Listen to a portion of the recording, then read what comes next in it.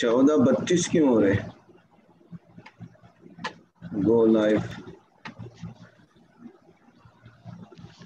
ٹھیک ہے، لائف ہو گیا ایک۔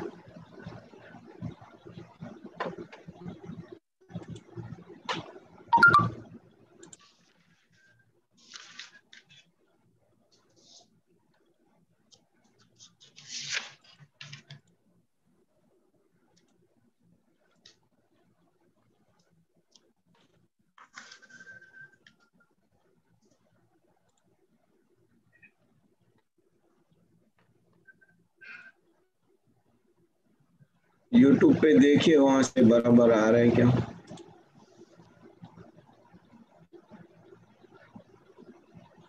میرا انٹرنیٹ صحیح نہیں دکھا رہا ہے۔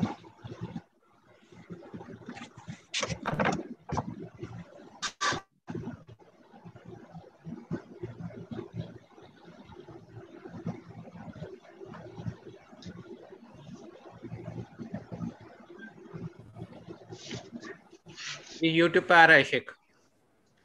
نہیں، تھوڑا میرا انٹرنیٹ انٹرپٹ ہوا تھا۔ ٹھیک ہے، اب چل رہا ہے شاید۔ الحمدللہ وحدہ والصلاة والسلام علی من لا نبی بعد، اما بعد، السلام علیکم ورحمۃ اللہ وبرکاتہ۔ اللہ سبحانہ و تعالیٰ کا لاکھ بار شکر اور احسان ہے کہ اس نے ہم کو اشرف المخلوقات میں بنا کر امت محمدیہ میں پیدا کر کے اس کے دین کا علم حاصل کرنے کی ہمیں توفیق بخشی، اور علماء کرام سے دین حاصل کرنے کی آسانیاں عطا فرمائی، اور علماء کرام سے ہمارا ربط کرایا، اور علماء حق سے ہمارا ربط کرایا۔ پچھلا درس فضائل مسجد اقصیٰ، اس سے ہمیں بہت ساری باتیں پتہ چلی۔ اس سے پہلے رمضان مہینے میں کافی ساری باتیں پتہ چلی، اور یہ سلسلہ پچھلے 1 سال سے چل رہا ہے، رمضان مہینے سے جب یہ لاک ڈاؤن شروع ہوا۔ لاک ڈاؤن میں بہت ساری تکلیفیں اور نقصانات ہوئے، لیکن کچھ اس قسم کے فائدے بھی ہوئے۔ اللہ سبحانہ وتعالیٰ شیخ محترم فضیلۃ الشیخ شمیم محمد خلیل حفظہ اللہ کو جزائے خیر دے، ان کو ہر دم تازہ رکھے، خیر و عافیت سے رکھے، صحت و عافیت دے، اور ان کو اور علم سے نوازے، اور ان کے کلام میں تاثیر عطا فرمائے۔ آج کا عنوان یہودیت اور اس کا ایک تعارف ہے، جو ہم بچپن سے سنا کرتے ہیں۔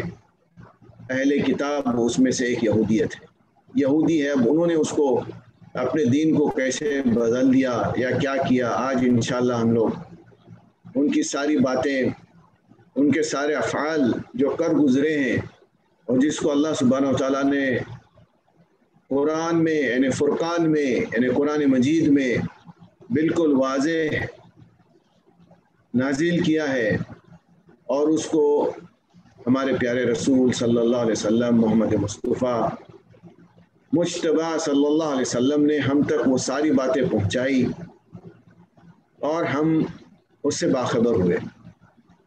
اللہ سبحانہ و تعالیٰ ہم کو اسلام کے علم سے نوازے، اور اس کے اوپر عمل کرنے کی توفیق دے۔ تفضل شیخ۔ السلام علیکم ورحمۃ اللہ وبرکاتہ۔ إن الحمد لله نحمده ونستعينه ونستغفره ونعوذ بالله من شرور أنفسنا ومن سيئات أعمالنا، من يهده الله فلا مضل له ومن يضلله فلا هادي له، وأشهد أن لا إله إلا الله وحده لا شريك له، وأشهد أن محمدا عبده ورسوله. أما بعد، فإن خير الحديث كتاب الله، وخير الهدي هدي محمد صلى الله عليه وسلم، وشر الأمور محدثاتها، وكل محدثة بدعة، وكل بدعة ضلالة، وكل ضلالة في النار. أعوذ بالله السميع العليم من الشيطان الرجيم من همزه ونفخه ونفثه إنا أنزلنا التوراة فيها هدى ونور يحكم بها النبيون الذين أسلموا للذين هادوا والربانيون والأحبار بما استحفظوا من كتاب الله وكانوا عليه شهداء فلا تخشوا الناس واخشوني ولا تشتروا بآياتي ثمنا قليلا ومن لم يحكم بما أنزل الله فأولئك هم الكافرون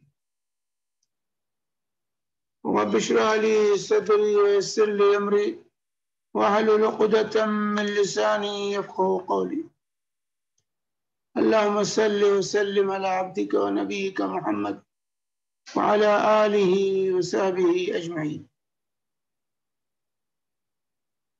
محترم و معزز سامعین کرام، دینی اور ملی بھائیوں، خواتین اسلام، آج جس موضوع کے تحت آپ کے سامنے کچھ باتیں گوشے گزار کرنی ہیں وہ یہودیت کیا ہے، انشاءاللہ آج اختصار کے ساتھ اس کا تعارف ہمارے سامنے آئے گا اور اس کو ہم سمجھنے کی کوشش کریں گے۔ حالانکہ قرآن میں اللہ تبارک و تعالی نے یہود کا تذکرہ تفصیل کے ساتھ کیا ہے، لیکن اس کے باوجود ہمیں ان کے سلسلے میں عام مسلمانوں کو کوئی زیادہ معلومات نہیں، اس لیے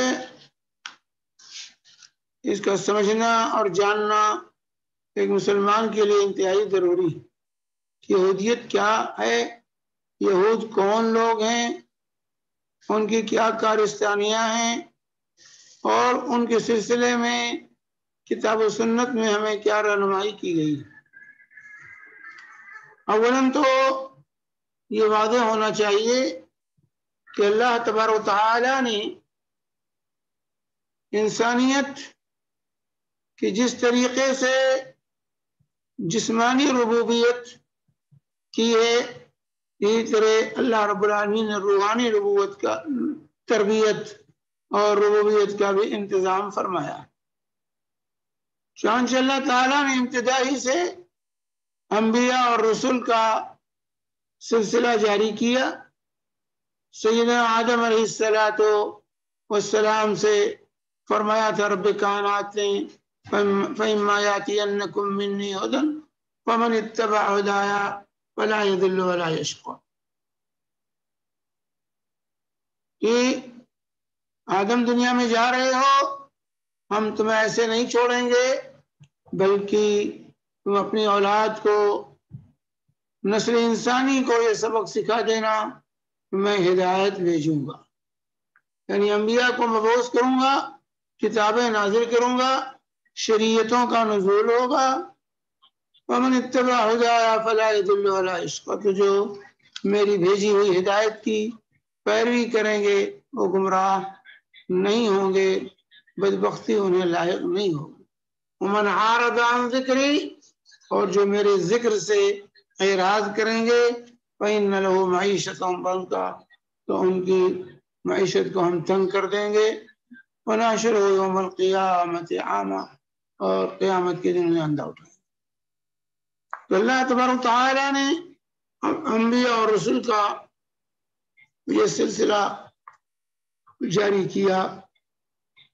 ہر دور میں اللہ کے نبی اور رسول آتے رہے، الہی شریعت نازل ہوتی رہی، انسانیت کی رہنمائی ہوتی رہی، اور اس طریقے سے یہ سلسلہ اللہ تبارک و تعالی نے سیدنا رسول اللہ صلی اللہ علیہ وآلہ وسلم پر یہ سلسلہ ختم کیا، اور آپ کو تمام لوگوں کے لیے بشیر و نذیر بنا کر اللہ تعالیٰ نے مبعوث کیا، کافۃ للناس بشیرا و نذیرا۔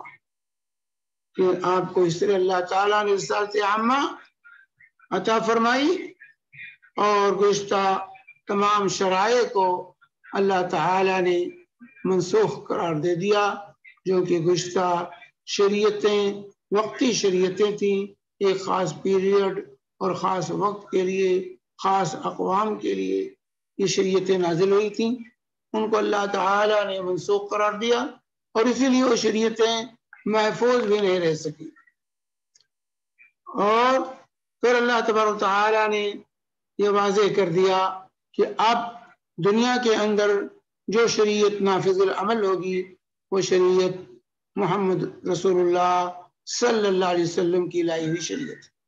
قل ان کنتم تحبون اللہ فاتبعونی یحببکم اللہ ویغفر لکم ذنوبکم واللہ غفور رحیم۔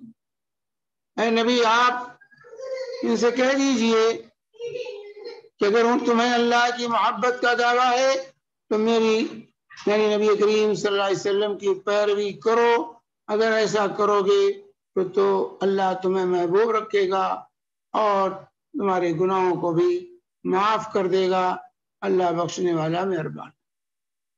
اور اللہ کے نبی صلی اللہ علیہ وآلہ وسلم نے اعلان فرما دیا، جیسا کہ صحیح مسلم کی حدیث والذی نفس محمد بیدی لا يسمع بی احد من هذه الامة یہودی ولا نصرانی ثم لم يؤمن بی بالذی ارسلت به الا كان من اصحاب النار۔ اس ذات کی قسم جس کے قبض ہاتھ میں میری جان ہے، اس جو شخص بھی میرے بارے میں یہودی ہو یا عیسائی نصرانی ہو، میرے بارے میں جس کو بھی پتہ چلے اور میری دعوت جس تک پہنچے اور پھر وہ اسی حالت میں مر جائے، مجھ پر ایمان نہ لائے، میری دعوت کو قبول نہ کرے، تو کان من اصحاب النار، وہ جہنم رسید ہوگا۔ اور اسی طرح اللہ کے نبی صلی اللہ علیہ وسلم نے فرما دیا لو کان موسیٰ حیا ما وسعہ الا ان یتبعنی، کہ اگر موسیٰ علیہ السلام بھی آج واپس آ جائیں، زندہ ہو جائیں، تو ان کو بھی میری اتباع کے علاوہ کوئی چارہ کار نہیں ہوگا۔ اور پھر اللہ تبارک و تعالیٰ نے نبی کریم صلی اللہ علیہ وسلم پر جس دین کا آغاز سیدنا آدم سے کیا تھا، اللہ تعالیٰ نے اس دین کو جناب محمد الرسول اللہ صلی اللہ علیہ وسلم پر اللہ تعالیٰ نے کامل و مکمل کر دیا اور اعلان کر دیا الیوم اکملت لکم دینکم واتممت علیکم نعمتی وردیت لکم الاسلام دینا۔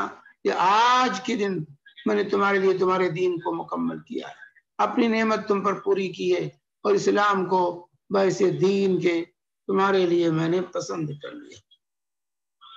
اس طرح اللہ تعالیٰ نے قرآن پاک کے اندر اس حقیقت کو واضح کر دیا، اور اب صرف دین اور اسلام ہی ہے۔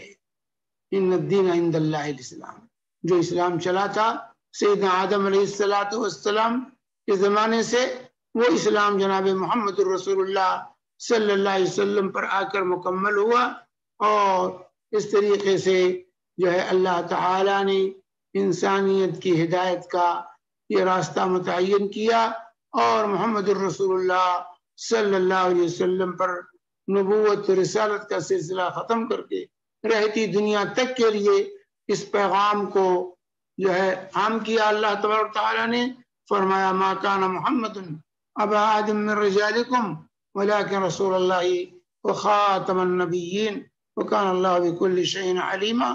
محمد صلی اللہ علیہ وسلم تمہارے مردوں میں سے کسی کے باپ نہیں ہیں، مگر وہ اللہ کے رسول اور خاتم الانبیاء ہیں، اللہ ہر چیز کا علم رکھنے والا ہے۔ اور اللہ کے نبی صلی اللہ علیہ وسلم نے فرمایا، جیسا کہ صحیح مسلم کی حدیث، ختم بی النبیون، نبیوں کا سلسلہ مجھ پر ختم کر دیا گیا ہے۔ اور آپ کی بشارت تمام انبیاء کرام اپنے اپنے دور میں، اپنے اپنے اوقات میں اپنی اپنی امتوں کو دیتے رہے ہیں۔ سیدنا موسیٰ اور عیسیٰ علیہ السلام نے بھی اپنی اپنی قوم کو آپ کی بشارت سنائی، اور اتنی تحریف و تغییر کے باوجود بھی تورات اور انجیل میں آپ کے آنے کی بشارت آج بھی موجود ہے۔ قرآن میں اللہ تعالیٰ نے فرمایا الذین یتبعون الرسول نبی الامی الذی یجدونہ مکتوبا عندہم فی التوراۃ والانجیل یامرہم بالمعروف وینہاہم عن المنکر۔ جو لوگ اس پیغمبر نبی امی صلی اللہ علیہ وسلم کی پیروی اختیار کریں، جس کا ذکر انہیں اپنے یہاں تورات اور انجیل میں لکھا ہوا ملتا ہے، اور انہیں نیکی کا حکم دیتا ہے اور بدی سے روکتا ہے۔ اسی طرح اللہ تعالیٰ نے اپنی حجت پوری فرما دی۔ اب اگر کسی کو نظر نہ آئے تو اس کا قصور ہے۔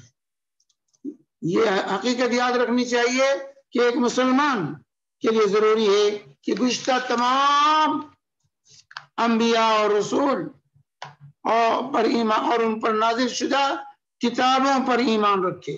یہ انبیاء اللہ کے فرستادہ بندے تھے، اپنے اپنے دور میں انسانیت کی ہدایت کے لیے مبعوث کیے گئے تھے۔ ان پر جو کتابیں نازل کی گئی تھیں وہ سچی تھیں، ان میں لوگوں کے لیے ہدایت تھی۔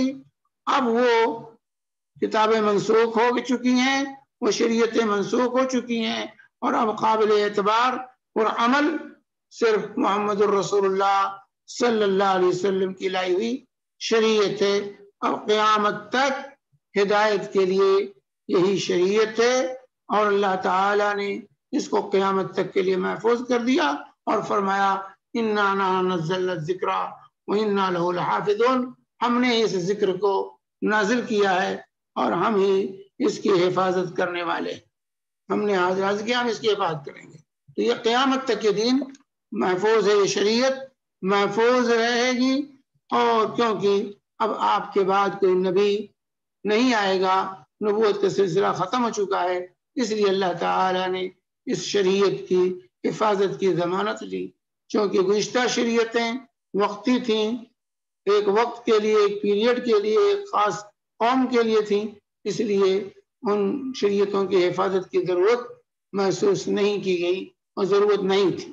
لیکن چونکہ یہ شریعت قیامت تک کے لیے ہے، اس لیے اللہ تعالیٰ نے اس شریعت کی حفاظت کی ضمانت لی، اور آج بھی یہ شریعت اسی طرح، یہ دین اسی طرح محفوظ ہے جس طرح رسول پاک صلی اللہ علیہ وسلم لے کر کے آئے تھے۔ اب ہدایت کا یہی ایک راستہ ہے۔ آئیے ہم اب اس تمہید کے بعد یہودیت کا مطالعہ کرتے ہیں۔ یہودیت کیا چیز ہے؟ یہودیت یہ عام طور سے لوگ کہتے ہیں 3 دین آسمانی ہے، یہودیت اور عیسائیت اور اسلام۔ یہ میرے بھائی دین ایک ہی آسمانی ہے۔ وَإِنَّ الدِّينَ عِندَ اللَّهِ الْإِسْلَامِ۔ دین اللہ کے یہاں صرف اسلام ہے، دین اللہ کے یہاں اسلام ہے، ہمیشہ اسلامی دین رہا ہے۔ وَمَن يَبْتَغِ غَيْرَ الْإِسْلَامِ دِينًا فَلَن يُقْبَلَ مِنْهُ۔ جو اسلام کو چھوڑ کر کوئی دین اختیار کرے گا وہ قبول نہیں کیا جائے گا۔ تو سماوی دین صرف ایک دین ہے، 3 نہیں ہے، یہ واضح ہونا چاہیے۔ اس لیے جو لوگ آج تقارب ادیان اور اس طرح کی باتیں کرتے ہیں، یہ سب دھوکے بازیاں ہیں، اور یہ سب جو ہے مکاریاں ہیں لوگوں کی۔ دین ایک ہی ہے، اسلام، باقی اب کوئی دین نہیں ہے، دین سے اسلام۔ تو یہودیت یہ جو ہے، اس کو ادیان سماویہ میں سے کی طرف لوگ منسوب کرتے ہیں۔ اس دھرم کے ماننے والوں کو یہود کہتے ہیں، یہودیت کے ماننے والوں کو یہود کے نام سے یاد کیا جاتا ہے۔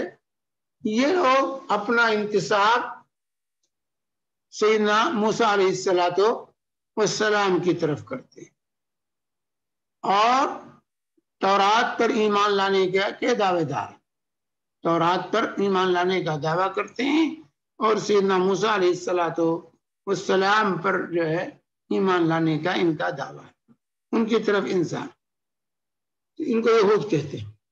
یہود کو بنی اسرائیل کے نام سے بھی یاد کیا جاتا ہے۔ اسرائیل یہ سیدنا یعقوب علیہ السلام کا لقب تھا۔ اسرائیل یہ سیدنا جو ہے بیت اللہ کے اللہ جو ہے سیدنا یعقوب علیہ السلام کا یہ لقب تھا اسرائیل۔ اور یعقوب جانتے ہیں حضرت اسحاق کے بیٹے تھے۔ یعقوب علیہ السلام سیدنا اسحاق کے بیٹے تھے، اسحاق سیدنا ابراہیم کے بیٹے تھے، سیدنا ابراہیم کے بیٹے اسحاق اور اسماعیل، اور پھر اسحاق کے بیٹے یعقوب اور جو ہے یسوع۔ یعقوب اور یسوع یہ دو بیٹے تھے سیدنا اسحاق کے۔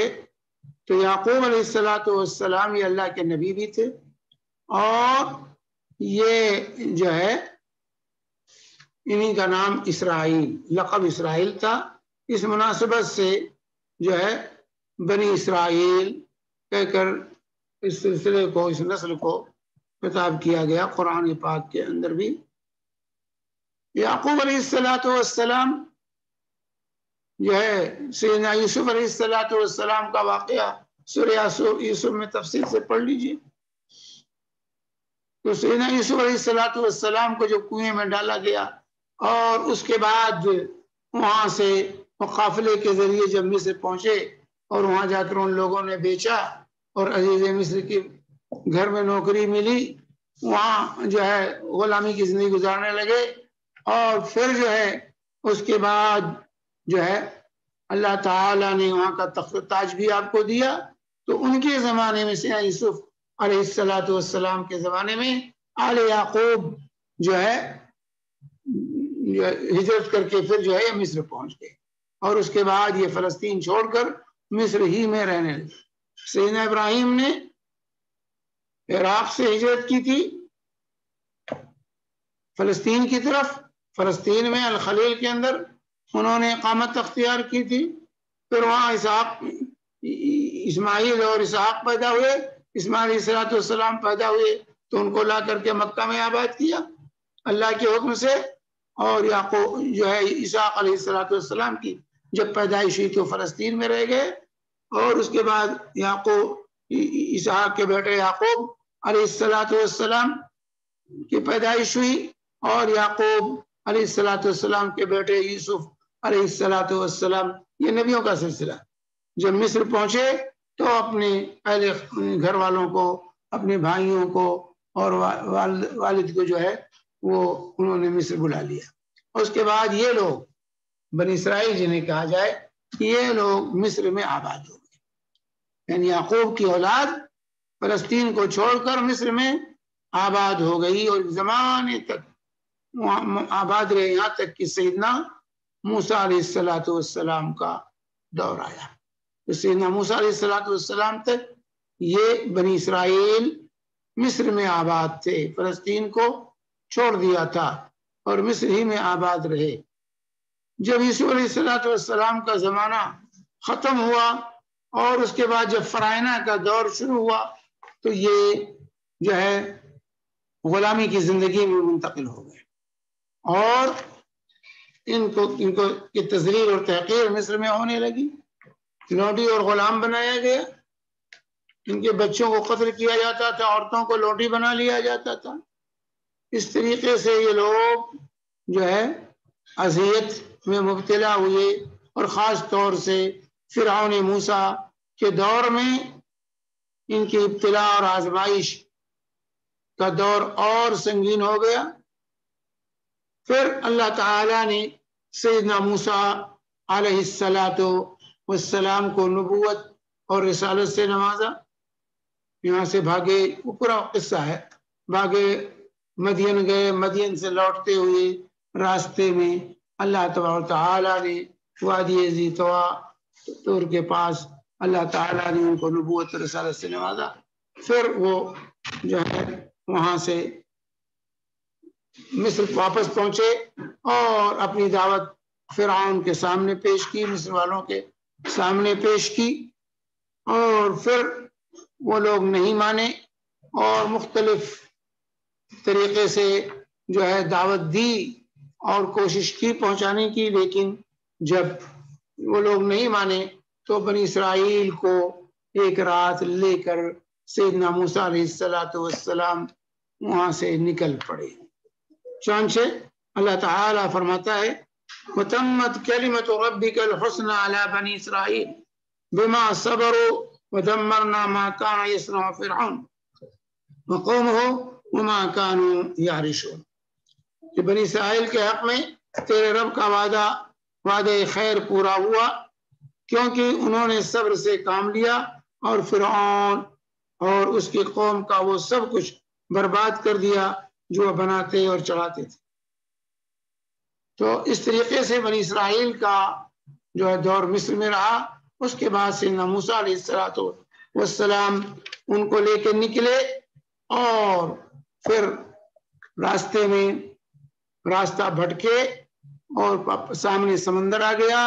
فرعون نے بھی پیچھا کیا. پھر اللہ تبارک تعالیٰ نے بنی اسرائیل کو نجات دی اور سیدنا موسیٰ علیہ السلام کا معجزہ وہاں ظاہر ہوا کہ اللہ تعالیٰ نے موسیٰ سے حکم دیا کہ لاٹھی ماریے سمندر پہ اور اس سے راستہ بنا اور دریا کا پانی دو طرف جو ہے کھڑا ہو گیا. بیچ میں راستہ صاف ہوا. سیدنا موسیٰ اور بنی اسرائیل کے لوگ وہاں سے پار ہو گئے. فرعون جو پیچھے آ رہا تھا اس نے بھی موقع دیکھا کہ راستہ بنا ہوا ہے. وہ بھی اپنی حماقت میں اپنے فوج کو لشکر کو لے کر اس کے اندر گھس گیا اور پھر اس کو وہاں اللہ تعالیٰ نے غرق کر دیا اور تباہ و برباد بھی لشکر کے ساتھ وہ ڈوب کر کے مر گیا. یہ قصہ آپ قرآن میں پڑھتے ہیں اور جو ہے سب کے سامنے واقعات قرآن میں تفصیل سے بیان کیے گئے. تو بنی اسرائیل انہیں کو اسرائیل کہتے ہیں. بنی اسرائیل کی وجہ تسمیہ یہی کہ اولاد یعقوب ہیں اس لیے ان کو بنی اسرائیل کہا جاتا ہے. لیکن یہودی یاد رکھیں صرف یہودی جو ہے اور اسرائیلی یہودی جو ہر اسرائیلی یہودی نہیں ہوتا. ہر اسرائیلی یہودی نہیں ہوتا کیونکہ ان میں سے عیسائیت کچھ لوگوں نے حضرت عیسیٰ علیہ السلام بھی بنی اسرائیل سے تو ان کے ماننے والے بھی بنی اسرائیل میں سے بہت سے ان کے ماننے والے ان کی دعوت کو جنہوں نے قبول کیا تو بہت سے عیسائی ہو گئے بنی اسرائیل میں سے اور کچھ لوگوں نے اسلام قبول کیا. رسول پاک صلی اللہ علیہ وسلم کی آمد کے بعد بہت سے یہود و نصارہ نے اسلام قبول کیا جیسے عبداللہ بن سلام رضی اللہ تعالیٰ عنہ جو یہودیوں کے بہت بڑے عالم تھے. انہوں نے مدینہ میں رسول پاک صلی اللہ علیہ وسلم کی آمد پر اسلام قبول کیا. اس طرح ہر اسرائیلی یہودی نہیں ہوتا یہ واضح ہونا چاہیے. اور اسی طرح ہر یہودی اسرائیلی نہیں کیونکہ دوسری قومیں بھی اس میں داخل ہوئی ہیں اور چونکہ گرچہ یہ اپنی دعوت عام نہیں کرتے دوسروں کو اپنے دین میں داخل ہونے کی دعوت نہیں دیتے پھر بھی دوسری قومیں اس میں داخل ہوئی ہیں. اور آج کل جو اسرائیل کے نام پر جو پروپیگنڈا کیا جا رہا ہے اور جو لوگ جو ہے سلطنت اور حکومت کو سنبھالے ہوئے ہیں اور جن لوگوں نے مسجد اقصی کو اپنے گھیرے میں لے رکھا ہے وہ ان کی اکثریت یہ جو ہے بنی اسرائیل میں سے نہیں. یہ بنے ہوئے اسرائیلی بنی اسرائیل میں سے نہیں ہیں. وہ دوسری قومیں ہیں جو حکومت اور سیاست میں جو آگے ہیں وہ بنی اسرائیل میں سے نہیں ہیں. وہ جو ہے دوسری قوموں سے ان کا تعلق ہے لیکن وہ اسرائیلی بنے ہوئے اسرائیلی ہیں. وہ بنی اسرائیل میں سے ان کا تعلق نہیں ہے. ان کی شکل ان کی شباہت اور جو ہے یہ تمام چیزیں بنی اسرائیل سے مختلف ہیں. تو یہود کیوں کہا جاتا ہے؟ اس لیے کہ یعقوب علیہ السلام کے ایک بیٹے کا نام یہودا تھا اس کی طرف نسبت کرتے ہوئے ان کو یہودی کہا جاتا ہے. یہود کی اصل نسبت یعقوب علیہ السلام کے بیٹے یہودا کی طرف ہے اور اسی سے ان کو یہودی نسبت کرتے ہوئے یہودی یا یہود کہا جاتا ہے، یہی زیادہ راجح قول ہے۔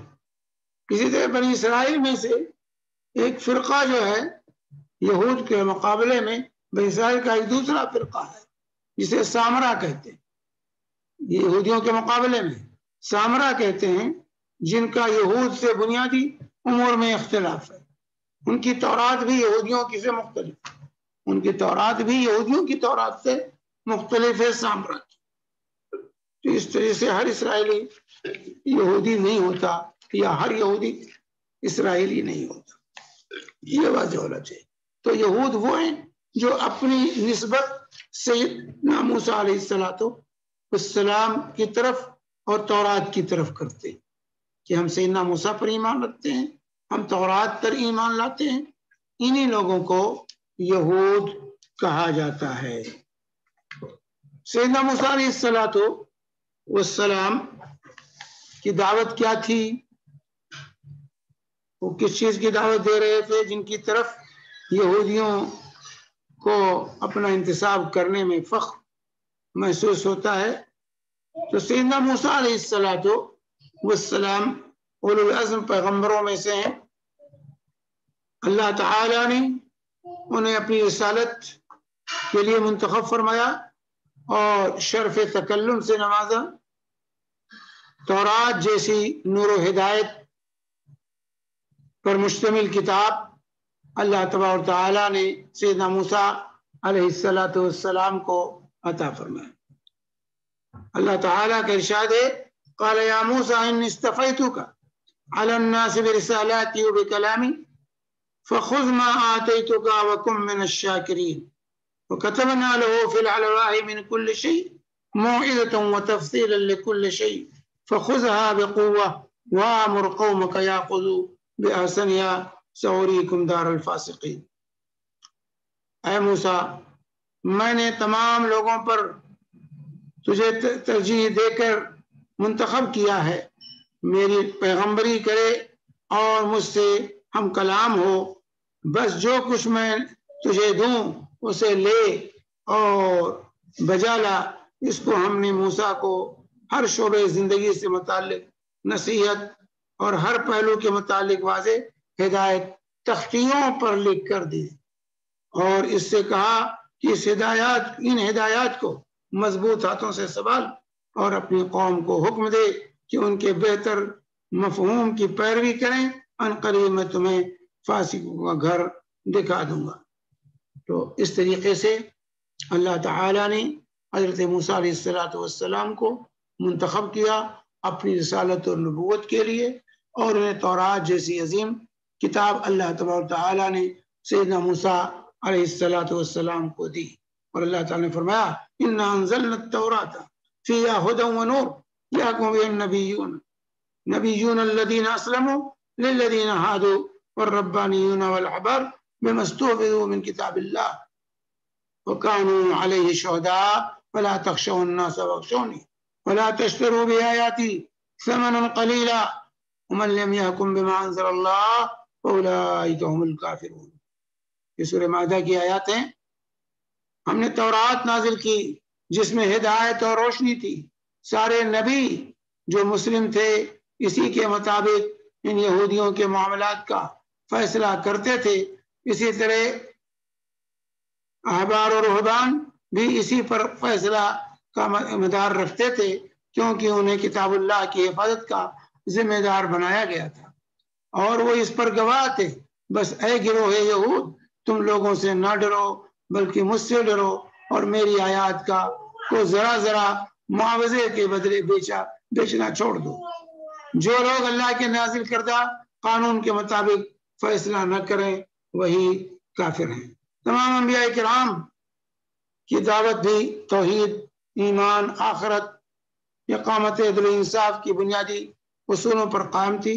چنانچہ یہاں جو مکالمہ موسیٰ اور ہارون علیہ السلام اور فرعون کے مابین اس سے واقع ہوا، اس سے بات پوری طرح واضح ہو جاتی ہے کہ اس مکالمے جو ہے واضح ہو جاتی ہے کہ حضرت موسیٰ علیہ السلام کی دعوت توحید کی دعوت تھی۔ ایمان کی دعوت تھی، اور وہی دعوت تھی جو دعوت رسول اللہ صلی اللہ علیہ وسلم لے کر آئے۔ اللہ تعالیٰ فرماتا فَأْتِيَاهُ فَقُولَ إِنَّا رَسُولَ رَبِّكَ فَأَرْسِلْ مَعَنَا بَنِي إِسْرَائِيلَ وَلَا تُعَذِّبْهُمْ قَدْ جِئْنَاكَ بِآيَةٍ مِّن رَّبِّكَ وَالسَّلَامُ عَلَىٰ مَنِ اتَّبَعَ الْهُدَىٰ إِنَّا قَدْ أُوحِيَ إِلَيْنَا أَنَّ الْعَذَابَ عَلَىٰ مَنْ كَذَّبَ وَتَوَلَّىٰ قَالَ فَمَنْ رَبُّكُمَا يَا مُوسَىٰ قَالَ رَبُّنَا الَّذِي أَعْطَىٰ كُلَّ شَيْءٍ خَلْقَهُ ثُمَّ هَدَىٰ قَالَ فَمَا بَالُ الْقُرُونِ الْأُولَىٰ قَالَ عِلْمُهَا عِندَ رَبِّي فِي كِتَابٍ لَا يَضِلُّ رَبِّي وَلَا يَنسَىٰ۔ سورہ طٰہٰ کی آیات ہیں۔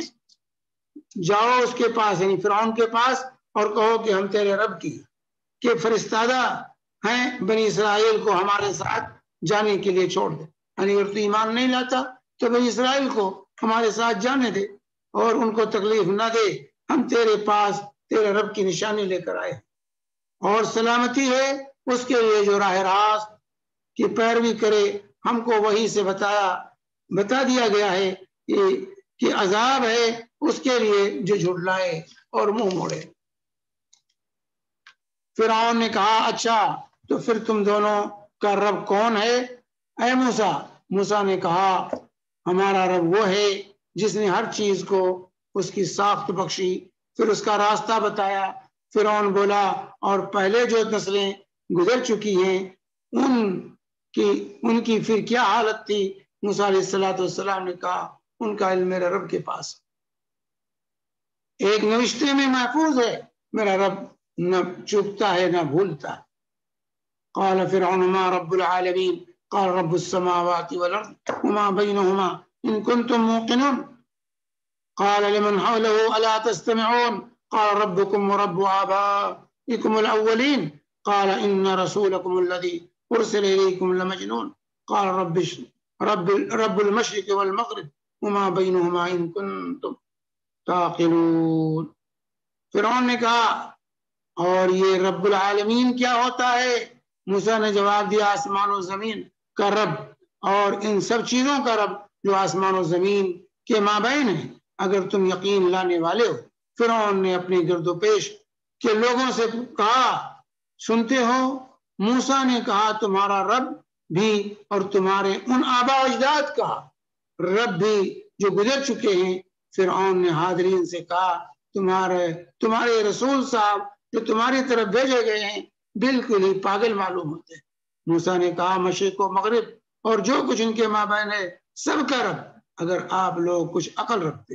ان آیات کی روشنی میں سیدنا موسیٰ علیہ السلام کی دعوت نکھر کر سامنے آ جاتی ہے۔ یہ دعوت توحید خالص، یہ دعوت توحید خالص پر مبنی تھی، لیکن یہ یہودیت کی زد میں آ کر تحریف کا شکار ہوئی اور رب العالمین کو اہل یونان اور بت پرستوں کے معبودوں کی طرح ایک معبود بنا دیا گیا ہے۔ تو موسیٰ علیہ السلام کی وہی دعوت تھی جو دعوت رسول اللہ صلی اللہ علیہ وآلہ وسلم کی نہ کی، جس کا جو یہودی زعم کیے بیٹھے۔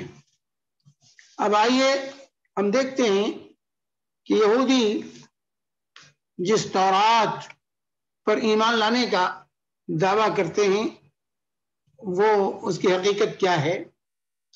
تو یہود کا اعتماد جو ہے ایک مجموعہ اسفار مقدسہ کا ایک مجموعہ ہے جس میں 39 صفر ہیں، ابواب صفر، اور یہی مجموعہ ان کے عقائد و اخلاق اور شریعت اور دینی امور کا مرجع و مصدر مانا جاتا ہے۔ 39 اسفار پر مشتمل جو ہے مجموعہ ہے۔ اسی مجموعے کو عہد قدیم کہتے ہیں۔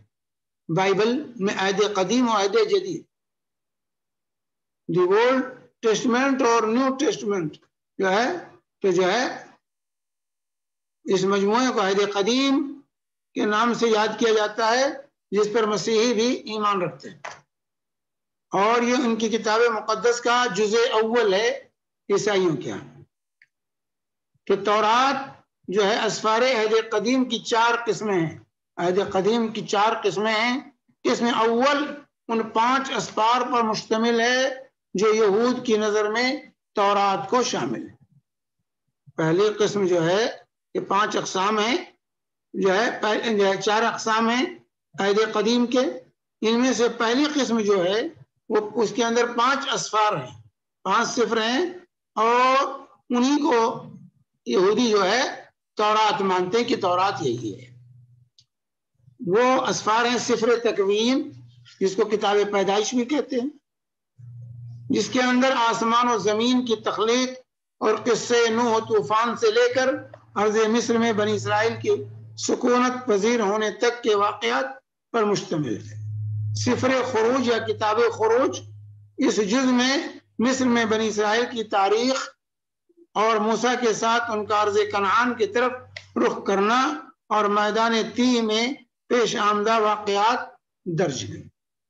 سفر لاوین یا کتاب احبار کہتے ہیں اس کو، لاوین لاوی کے اولاد سے ہیں، انہی میں سے حضرت موسیٰ اور ہارون علیہ السلام بھی تھے۔ یہی لوگ ہیکل کے محافظ اور دربان تھے۔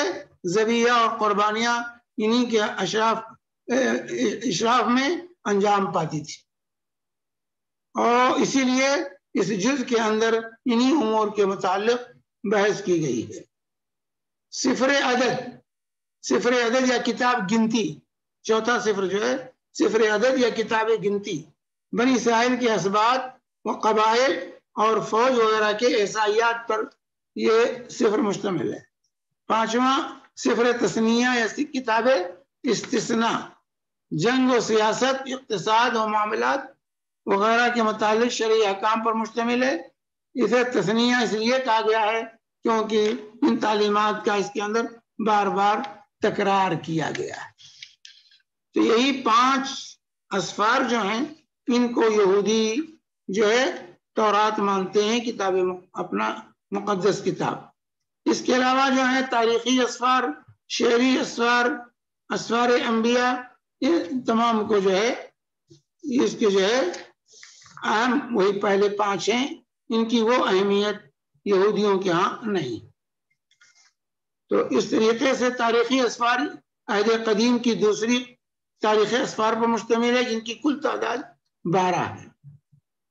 ارض کنعان پر بنی اسرائیل کے غلبے کے بعد کی تاریخ اور ان کے ملوک اور قضات کی زندگیوں کے اہم واقعات بیان کیے گئے۔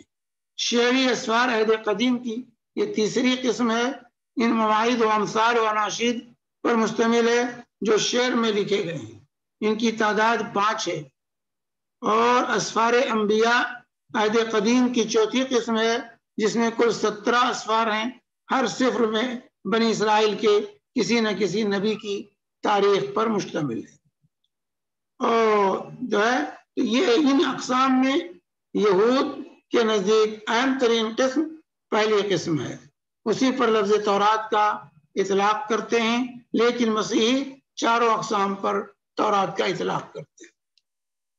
ان چاروں اقسام کو تورات مانتے ہیں مسیحی، اور یہودی جو ہیں وہ پہلے حصے کو جو ہے جس میں 5 اسفار ہیں اسی کو جو ہے تورات کا نام دیتے ہیں۔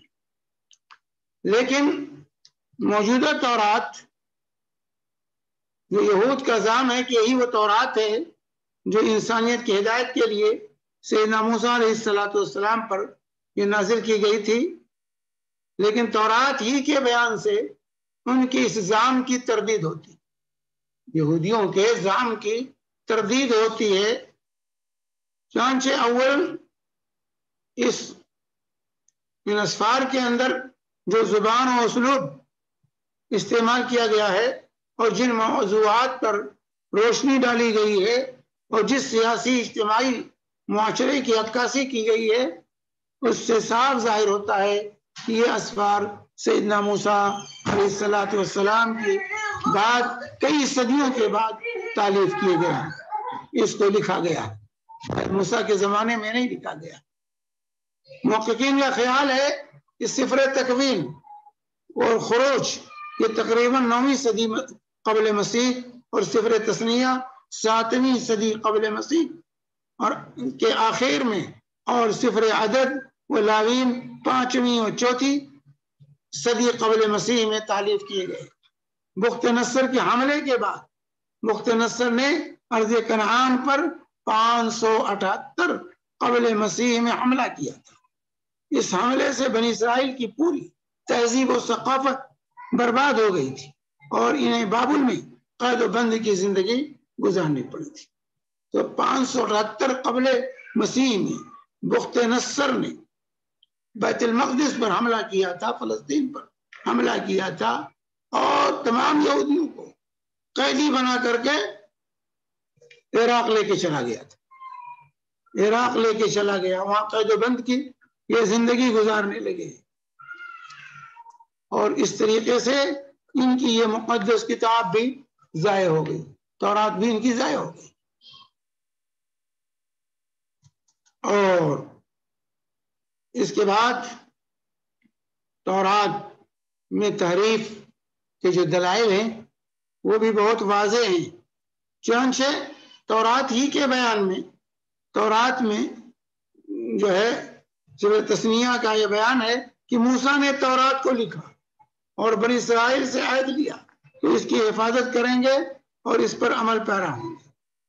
چنانچہ سورہ تثنیہ میں ہے 31 باب میں، اور ایسا ہوا کہ جب موسیٰ اس شریعت کی باتوں کو ایک کتاب میں لکھ چکا اور ختم ہو گئی تو موسیٰ نے لاویوں سے جو خداوند کے عہد کے صندوق کو اٹھا کر لاتے تھے کہا کہ اس شریعت کی کتاب کو لے کر خداوند اپنے خدا کے عہد کے صندوق کے پاس رکھ دو تاکہ وہ تیرے برخلاف گواہ ہے۔ حالانکہ تورات لکھی ہوئی سیدنا موسیٰ علیہ السلام پر نازل ہوئی تھی۔ اور اسی سفر میں حضرت موسیٰ علیہ السلام کی وفات کی بھی خبر دی گئی۔ ایک تو حضرت موسیٰ کے بارے میں کیوں تورات لکھائی، اور اسی کے اندر، اسی سفر کے اندر یہ بھی ہے کہ حضرت موسیٰ علیہ السلام کی وفات ہو گئی۔ یہ مذکور ہے کہ موسیٰ علیہ السلام کے بعد بنی اسرائیل میں ان کے مثل کوئی نبی نہیں آیا۔ وفات کی خبر دی گئی اور یہ کہا گیا کہ ان کے بعد ان جیسا کوئی نبی بنی اسرائیل میں نہیں آیا۔ تو اگر یہ حضرت موسیٰ علیہ السلام اپنی حیات طیبہ میں کیسے لکھا سکتے؟ اس کا مطلب کہ اضافہ کیا گیا ہے، یہ موسیٰ کے لکھایا ہوا تو لکھائی ہوئی تورات نہیں ہے، یہ بعد میں لوگوں نے لکھا ہے۔ چنانچہ سورہ تثنیہ کی جو عبارت ہے باب نمبر 34 میں کہ پس خداوند کے بندے موسیٰ نے خداوند کے کہے کے موافق وہیں مواب میں وفات پائی، اور اس نے اسے مواب کی ایک وادی میں بیت فغور کے مقابل دفن کیا، پر آج تک کسی آدمی کو اس کی قبر معلوم نہیں۔ اور موسیٰ اپنی وفات کے وقت 120 برس کا تھا، اور نہ تو اس کی آنکھ دھلانے پائی اور نہ اس کی طبعی قوت کم ہوئی۔ اور بنی اسرائیل موسیٰ کے لیے مواب کے میدانوں میں 3 دن تک روتے رہے، پھر موسیٰ کے لیے ماتم کرنے اور رونے پیٹنے کے دن ختم ہوئے۔ اب یہ اندازہ لگائیے کہ کتابت موسیٰ اور موت موسیٰ دونوں خبریں اس بات کو واضح کرتی ہیں کہ یہ حصہ اس تورات سے نہیں ہے جو سیدنا موسیٰ علیہ السلام پر نازل ہوئی تھی اور تابوت میں محفوظ کیا گیا تھا، بلکہ ان کے بعد تحریر کیا گیا ہے۔ لیکن اس بین تضاد کے باوجود یہود اسے تورات میں شمار کرتے۔ اسی طرح دیفو نے سورہ تکوین کے ترجمے کے مقدمے میں ذکر کیا ہے کہ باب نمبر 6 میں ہے کہ اللہ نے طوفان نوح سے کچھ پہلے یہ مقرر کیا کہ انسان کی عمر 120 سال ہے۔ پھر اس کے بعد باب نمبر 11 میں ہے کہ نسل نوح کی عمر 148 سے 600 سال تک مقرر کی گئی۔ تضاد، دونوں میں تضاد۔ یہ تضاد بیانی اللہ کی نازل کردہ کتاب میں نہیں ہو سکتی۔ اس طرح کی باتوں کا تورات میں موجود ہونا اور یہ اس بات کا واضح ثبوت ہے کہ تورات کے اندر تحریف ہوئی ہے۔ یہ وہ تورات نہیں ہے جو سیدنا موسیٰ علیہ السلام پر نازل کی گئی تھی اور جس پر یہود ایمان لانے کے دعوے دار۔ اور تاریخ سے یہ بات بھی ثابت ہے کہ جو تورات ہے موسیٰ علیہ السلام پر نازل ہوئی تھی، موسیٰ علیہ السلام نے جسے تحریر کیا تھا، یہود نے اس نسخے کو ضائع کر دیا، پھر بعد میں ان لوگوں نے خود سے تحریر کیا۔ لیکن تورات کے زمانے نزول میں یہود نے نہ تو قرآن کی طرح حفظ کیا تھا، نہ ہی اس کے متعدد نسخے ہی تیار کیے تھے جس سے بعد میں تحریر کرنے میں آسانی ہے۔ ان کے پاس صرف ایک نسخہ تھا جس کو سیدنا موسیٰ علیہ السلام پر جو نازل ہوا تھا۔ جب یہ نسخہ ضائع ہو گیا تو یہود کے خیال کے مطابق خلقیہ نامی کاہن نے اس کا پتہ لگایا، جیسا کہ تواریخ ثانی باب 34 میں مذکور ہے، لیکن اس پر کوئی دلیل نہیں۔ اس کاہن نے جو نسخہ پایا تھا وہ موسیٰ علیہ السلام ہی کا نسخہ تھا۔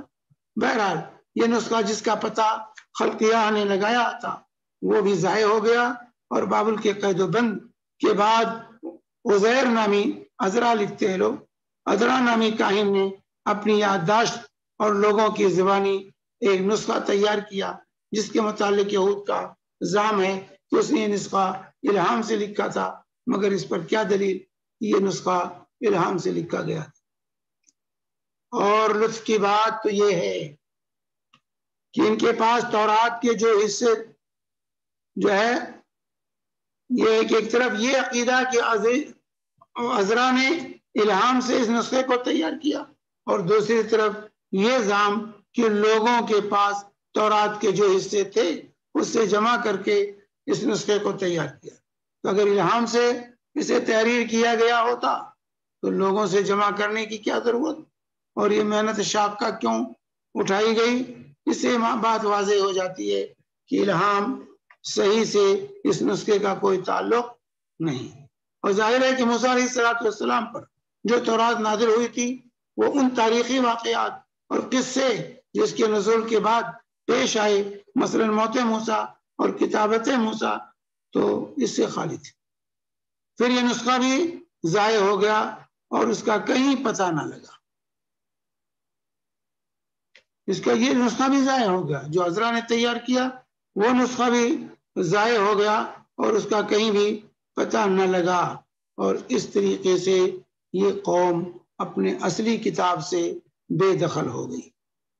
تو اس سے جو ہے ایک تو موجودہ تورات موسیٰ کی تصنیف نہیں، یہ ارض کنعان اور یروشلم میں تحریر کیا گیا، دور موسوی میں نہیں تحریر کیا گیا، جس وقت بنی اسرائیل صحرائے تیہ میں چکر لگا رہے تھے۔ یہ موسیٰ کی وفات سے 500 سال بعد تحریر کیا گیا ہے۔ اس مذمومہ تورات کے اندر اللہ عز و جل کے ساتھ نقص، عجز، جہل جیسی صفات اور انبیاء کرام کی طرف فواحش اور کبائر کا جو انتصاب کیا گیا ہے، خرافاتی قصے، اشیاء اور حوادث کے متعلق وہمی تعلیلیں اس بات کی دلیل ہے کہ اللہ رب العالمین کی طرف سے یہ نازل کی گئی کتاب نہیں ہے۔ تورات کے اعلیٰ جس پر یہود کو ایمان لانے کا الزام ہے، توحید، تورات اور انجیل اپنی اصلی شکل میں موجود ہیں، ان کی زبانیں اپنی زبان بھی موجود ہیں۔ آج جو کچھ پایا جاتا ہے یہ یونانی زبان سے ترجمہ کیا گیا ہے، یہ یونانی زبانوں سے ترجمہ کیا گیا ہے، جو ہے وہ اپنی اصلی زبان میں کبھی پائی نہیں گئی۔ اور اس طریقے سے جو ہے یہ اس کتاب کے بارے میں تورات جس پر یہ ایمان رکھتے ہیں اور اس کو کہتے ہیں یہی وہ کتاب ہے جو موسیٰ علیہ السلام پر نازل ہوا تھا، یہ جو ہے تو ان کا مرجع یہی محرف تورات ہے جس کی طرف یہ رجوع ہوتے ہیں۔ یہ محرف تورات جس کی طرف وہ اپنا کتاب مقدس مانتے ہیں، یہی محرف کتاب ہے جس کی طرف رجوع کرتے ہیں۔ اسی طرح ان لوگوں نے اس کی شرح بھی لکھی ہے، عقیدہ و شریعت اور تاریخ مقدس اس کے متعلق پر مشتمل یہود کا مشہور فرقہ فریسیین کہ علماء احبار کی تشریحات و ابحاث کو جمع کر کے تلمود تیار کیا گیا۔ تلمود جو ہے یہ تیار کیا گیا تھا جو 163 کہ جو 63 اسفار پر، جو 63 جس کے اندر 63 اسفار ہیں، پہلی اور دوسری صدی عیسوی میں اس کی تالیف ہوئی. انہی کو تشریحات کو جو ہے مثنا کا اطلاق ہوتا ہے. پھر بعد میں اس کے مزید شرح و توضیح کی گئی اور اس شرح کا نام جارہ رکھا گیا. ان شروع کی تالیف دوسری صدی سے لے کر 6 صدی عیسوی تک کی گئی. اس متن میں شرح کو ملا کر یہ تمام متن اور شرح ملا کر تلمود کا نام دیا گیا. یہ تلمود ایسی تعلیمات پر مشتمل ہے جو نہایت خطرناک اور انسانیت کے منافی ہے. یہ تعلیمات انسانیت کو دو متضاد گروہ جس پر آج یہودی قائم ہے، جس پر آج ہوتی ہے وہ تلمودی شریعت ہے. ان کی تلمود کے اندر جو بیان ہے اسی کے مطابق ان کی کارروائیاں آج انسانیت کے ساتھ چل رہی ہیں. انسانیت کے دو متضاد گروہوں میں تقسیم کرتے ہیں، ایک یہود اور دوسرے امی غیر یہود. یہود اور غیر یہود، یہود اور اممی یعنی غیر یہود، ان دونوں گروہوں میں زمین و آسمان کا فرق ہے. تلمود کا کہنا ہے کہ یہود غیر یہود میں وہی فرق ہے جو انسان اور جانور میں. غیر یہود کو جانور سے بدتر مانتے ہیں. غیر یہود تمام کے تمام سور اور کتے، ان کے مکانات جانوروں کے باڑ کی طرح نجس اور ناپاک. یہ تصور ہے یہودیوں کا. یہود خدا کے نزدیک ملائکہ سے زیادہ محبوب ہے کیونکہ یہود میں خدا کا عنصر شامل ہے. جس طرح بیٹے میں باپ کا عنصر ہوتا ہے. جس نے یہودی کو پتھر مارا گویا اس نے خدا کو پتھر مارا. اگر غیر یہودی کسی یہودی کو مار دے تو اس کی سزا موت ہے. ایک یہودی کو غیر یہودی پر عطف و رحم کرنا حرام ہے، اس لیے کہ غیر یہودی اس کا اور خدا کا دشمن ہے. لیکن بوقت ضرورت شر سے بچنے کے لیے تقیہ اور مدارات جائز، یعنی منافقت. ہر خیر جو یہودی غیر یہودی کے ساتھ کرتا ہے عظیم گناہ ہے. ہر شر جو غیر یہودی کے ساتھ کرتا ہے وہ قربانی ہے، خدا اس پر اسے ثواب سے نوازے گا. روئے زمین پر جو کچھ ہے یہود کی ملکیت ہے.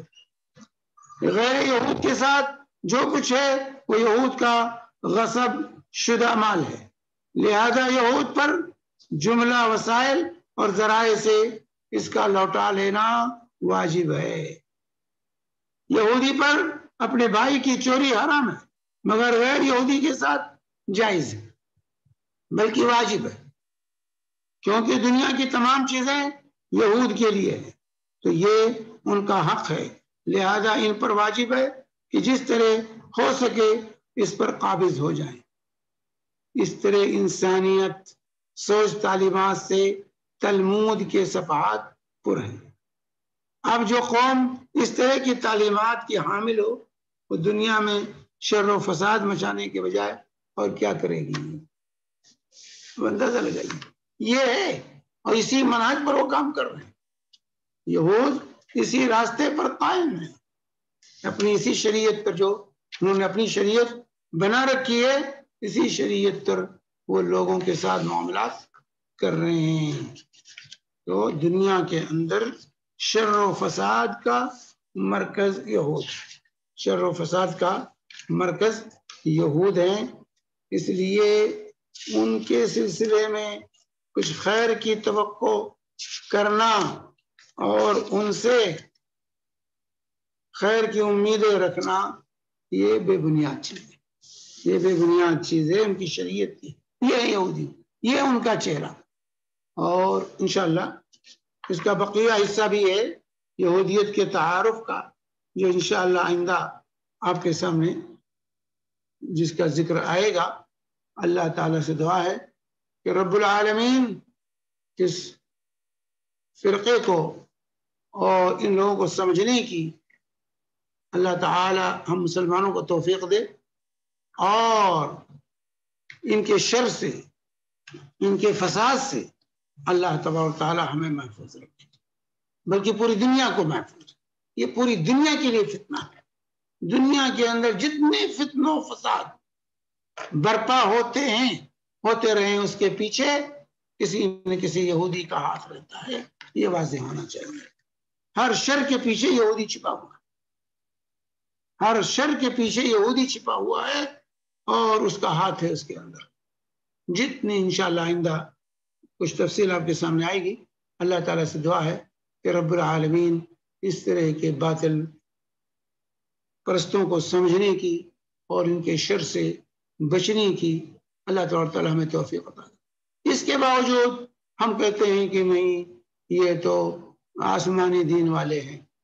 آسمانی دین والے نہیں ہیں، یہ اپنی من گڑت دین کے حاملین ہیں۔ اللہ تعالیٰ ان کے شر سے ہمیں محفوظ رکھے۔ وصلی اللہ علی نبینا محمد وعلی آلہ وصحبہ وسلم۔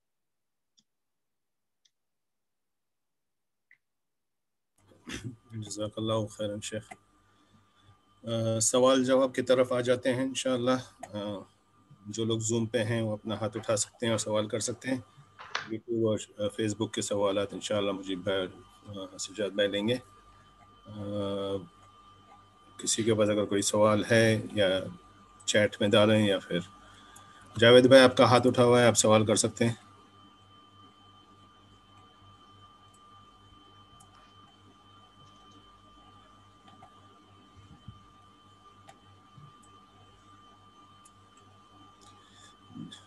جاوید بھائی،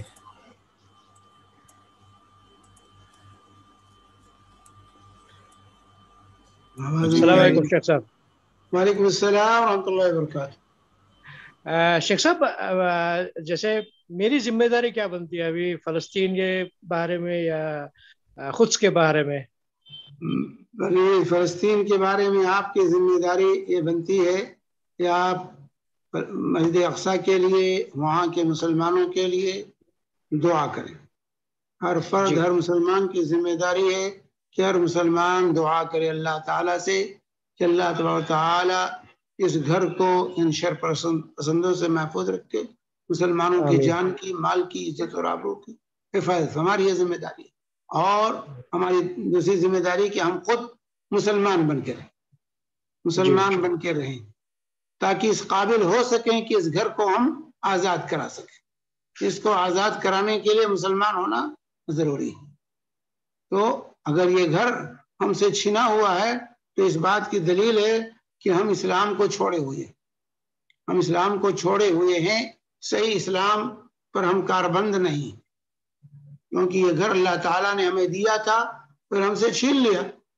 تو اس بات کی دلیل ہے کہ ہم سے کچھ کوتاہی ہو رہی ہے۔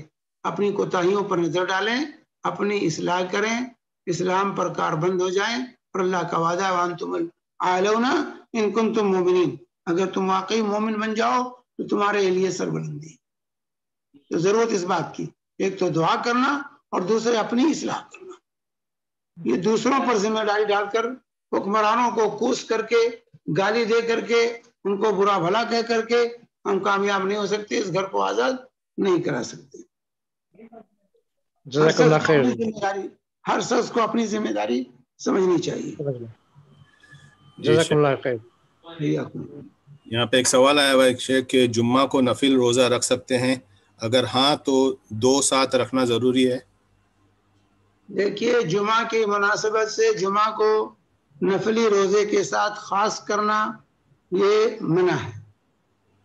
نفلی روزے کے ساتھ جمعہ کو خاص کرنا کہ صرف جمعہ کو رکھا ہے، آپ افضل دن ہے آج ہم نفلی روزہ رکھ لیتے ہیں، یہ منع ہے۔ لیکن جمعرات جمعہ رکھیں، جمعہ ہفتہ رکھیں، یہ جائز ہے۔ یا اسی طریقے سے جو ہے ایک انسان ہے جو صوم داؤدی رکھتا ہے، صوم داؤدی رکھتا ہے، ایک دن روزہ رکھتا ہے، ایک دن افطار کرتا ہے، تو اس کے لیے جمعہ بیچ میں آ جاتا ہے تو وہ رکھ سکتا ہے۔ تو نفلی روزہ جو جس کا کوئی سبب نہیں ہے وہ صرف جمعہ کو رکھنا منع ہے، ایک دن آگے یا ایک دن پیچھے ملا لینا چاہیے۔ البتہ کسی کے قضا روزے ہیں، فرض روزہ ہے باقی ہے، اور اس کے پاس اور کوئی دن نہیں ہے، جمعہ ہی کا دن ملتا ہے، تو وہ اپنے قضا روزے جمعہ کے دن رکھ سکتا ہے۔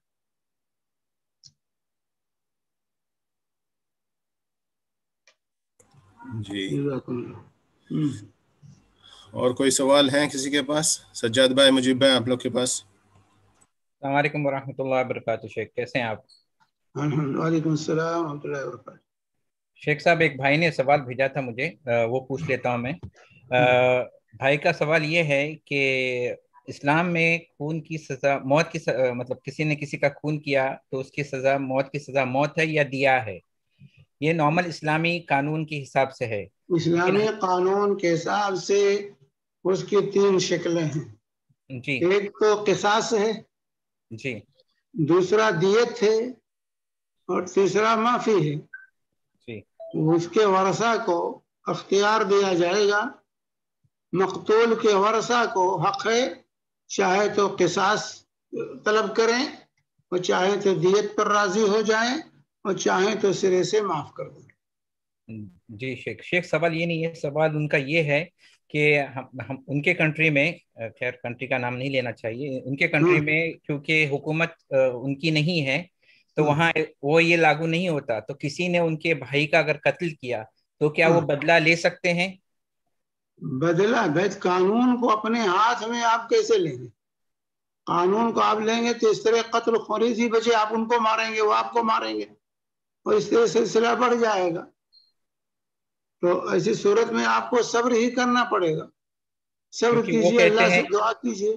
کیونکہ وہ کہتے ہیں وہ سامنے والی جو یہ ہیں ان کی وسیلے ہیں وغیرہ ہے، وہ بچ کے نکل جاتے ہیں، ہم کچھ بھی نہیں کر سکتے. مطلب تو آپ بچ کے آپ پھر اور مجھے آپ بھی کی جان بھی تو جو ابھی تو ایک نقصان ہی ہوا ہے، دوبارہ پھر آپ کا بھی نقصان ہوگا.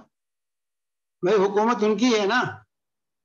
جی شیخ. اگر آپ اس طرح بدلہ لیتے ہیں تو چونکہ قانون آپ کے ساتھ نہیں ہے، اور پھر اگر آپ لیں گے تو اس طرح سے اور خوریزی بڑھے گی. تو بہتر لیکن یہ ہاں اس صبر سلسلے میں کریں. قانونی کارروائی بھرپور کیجیے، عدالت سے رجوع ہوئیے، بھرپور کیجیے، اس کو سزا دلائیے جس نے قتل کیا ہے. اور ورنہ صبر کر کے دعا کیجیے. ہاں صبر کر کے دعا کیجیے. بھائی قانون کو اپنے ہاتھ میں لیں گے تو اس کا فائدے سے زیادہ نقصان ہوتا ہے. جی جزاک اللہ خیر شیخ. فی جی الحال ایک یوٹیوب پہ سوال آیا تھا لیکن بھائی نے واپس لے لیا. اگر کوئی آتا ہے تو میں بتاتا ہوں. سمیر آپ پروسیڈ کر سکتے ہیں. زوم کے کوئی سوالات ہیں تو آپ لے سکتے ہیں پلیز. نہیں کوئی سوال نہیں ہے فی الحال یہاں پہ. السلام علیکم ورحمۃ اللہ وبرکاتہ. وعلیکم السلام. ہاں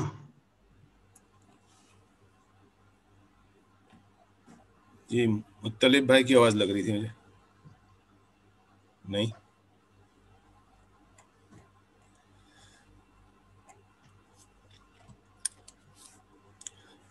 کوئی سوال نہیں ہے تو پھر ہمیں وائنڈ اپ کرنا ہوگا.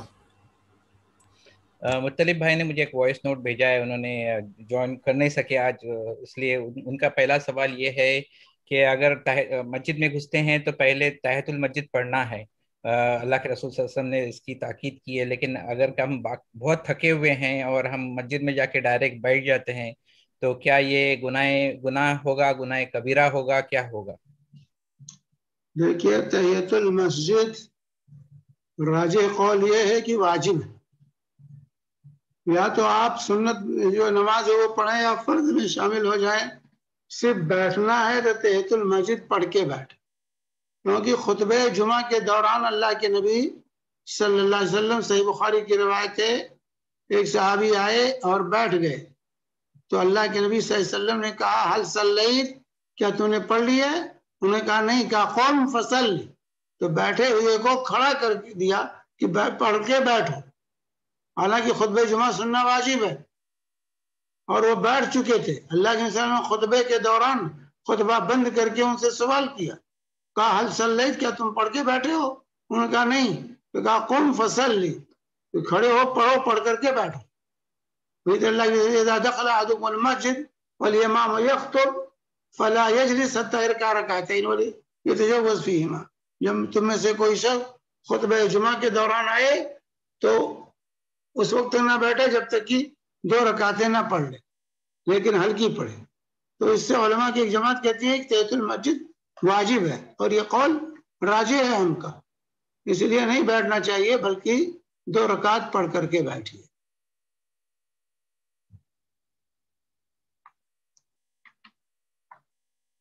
جی جزاک اللہ خیر شیخ. اور ایک سوال مطلب بھائی نے یہ پوچھا ہے کہ جو ہاتھوں پہ انگلی پہ تسبیح کرنا ہے وہ تو سنت ہے انگلی پہ تسبیح کرنا، لیکن جو آج کل وہ مشین بھی ملتی ہے تسبیح کرنے کی اور لوگ تسبیح اس پہ بھی کرتے ہیں اور وہ زیادہ آسان ہے، تو اگر ہم ایسا کرتے ہیں تو ہم کیا بدعت کرتے ہیں یا گناہ کرتے ہیں یا گناہ کبیرہ میں آئے گا، کس نوعیت میں آئے گا شیخ جی؟ اولاً تو یہ خلاف سنت ہے، اولاً خلاف سنت ہے، سنت کے خلاف ہے. اللہ کے نبی صلی اللہ علیہ وسلم نے فرمایا انگلیوں پر گنو، تو ہم مشین پر گن رہے ہیں یا دانوں پر گن رہے ہیں. وہی ہے جو دانوں والا معاملہ تھا، وہی زمانہ ایڈوانس ہوتا جا رہا ہے نا، تو ہر چیز کو ایڈوانس کرتے جا رہے ہیں لوگ، تو اب وہ مشین آ گئی ہے، کٹ کٹ کٹ کٹ کٹ کٹ کٹ کرتے رہتے ہیں. اللہ کی فرمایا کہ جب تم تسبیح کرو تو اپنے ان پوروں پر، انگلیوں کے پوروں پر کرو، فَإِنَّا مُسْتَنْتِقَاتٌ يَوْمَ الْقِيَامَةِ، کیونکہ قیامت کے دن یہ انگلیاں بولیں گی، شہادت دیں گی. تو اللہ کے صلی اللہ علیہ وسلم کی تعلیم کے سراسر خلاف ہے.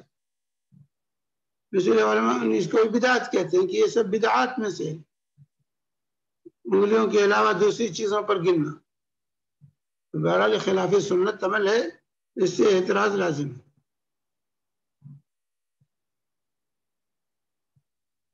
جزاک اللہ خیر شیخ. سمیر سوال لے لو، اگر ہے کچھ تو پھر میں بتاتا ہوں. یہاں پہ شیخ سوال یہ ہے کہ موسیٰ علیہ السلام کی قوم کیسے عبادت کرتی تھی؟ کیا اس میں نماز کی شکل میں کچھ تھا؟ نماز تھی. موسیٰ علیہ السلام کے ہاں 3 وقت کی نمازیں ان پر فرض تھیں، رکوع بھی تھا، سجدہ بھی تھا، یہ چیزیں تھیں. قیام، رکوع، سجدہ یہ تھا ان کے ہاں. ان کی کیفیت کیا تھی اللہ عالم بالصواب، لیکن یہ تمام چیزیں رکوع سجدے کا ہے، رکوع سجدے کا ذکر ہے. وَاسْجُدِي وَارْكَعِي، مریم کے بارے میں اللہ نے کہا سجدہ کرو، رکوع کرو. سمجھے؟ تو نماز تھی، رکوع سجدہ نمازوں میں، گزشتہ انبیاء کی نمازوں میں رکوع و سجود تھے، یہ ماننا پڑے گا.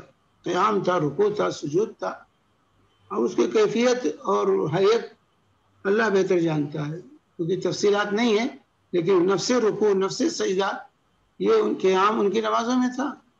جی شیخ، اسی لیے تو ایسا بھی ہے نا کہ اللہ کے رسول صلی اللہ علیہ وسلم جب 50 نمازیں لے کر آئے تو حضرت موسیٰ نے واپس ان کو بھیجا. ہاں تو وہی کہا کہ ہماری قوم 3 نماز نہیں پڑھ سکی ہے، نہیں پابندی کر سکی، تو آپ کی امت جو ہے 50 نمازیں کیسے پڑھے گی؟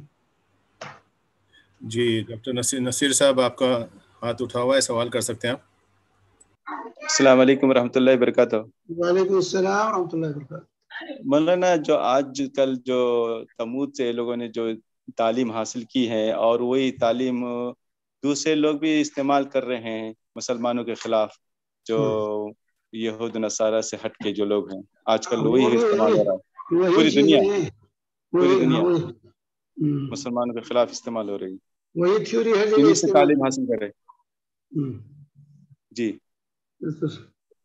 تو کیا سوال کیا ہے پھر؟ سوال یہ ہے تو یہ لوگ بھی اسی میں شمار ہوں گے جو غیر مسلم ہوں گے، جو مسلمانوں کے خلاف جو استعمال ہو رہا ہے آج کل. ہاں تو وہی اصل چیز انہیں سے لیا ہے نا، ان کے آبا اجداد کا تعلق بھی وہیں سے تھا. اچھا. ہاں آبا اجداد کا تعلق بھی وہیں سے تھا، وہیں سے آ کر انڈیا کو غلام بنایا تھا نا. جی جی جی جی انہیں سے آئے تھے لوگ، انہیں کے نسل سے. کہا ہم سر سے پیدا ہوئے ہیں، تم پیر سے پیدا ہوئے ہو، تمہارا کام خدمت کرنا ہے، ہمارا کام حکومت کرنا ہے. اور انڈیا کی قوم مان گئی کہ ہاں ہم اسی کام کے لیے، خدمت کے لیے پیدا کیے گئے، اور آج تک مانتے جا رہے ہیں. اللہ جزاک اللہ خیر.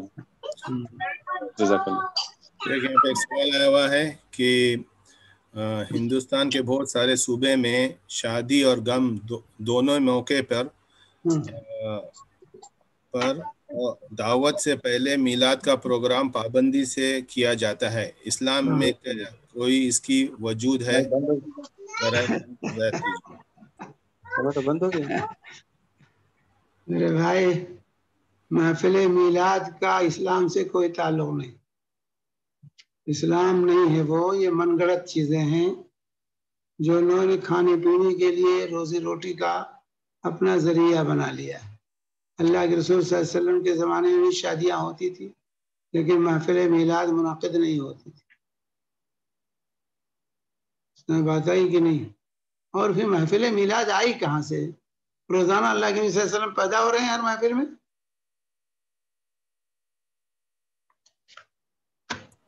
جی اللہ ہدایت دے. یہ بدعت ہے.